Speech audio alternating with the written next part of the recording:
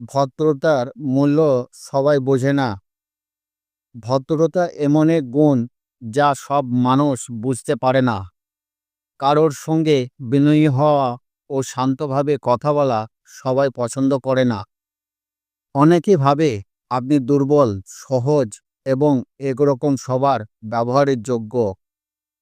কিন্তু আসল সত্য হলো ভদ্র মানুষ কখনোই দুর্বল নয়। ভদ্র মানুষদের ভিতরটা অনেকটাই শক্ত। তারা চিৎকার না করে অনেক কিছুই খুব সহজে জয় করে। যার হৃদয়ে ভালোবাসা আছে সে কখনোই খারাপ হতে পারে না। এই পৃথিবীটা তখনই খুব সুন্দর হবে যখন সবাই ভদ্র আর শ্রদ্ধার মূল্য বুঝবে। আমি মুখোশধারী ভদ্র মানুষ নই। আমার ভিতরে যাহা আমার বাহিরেও তাহা।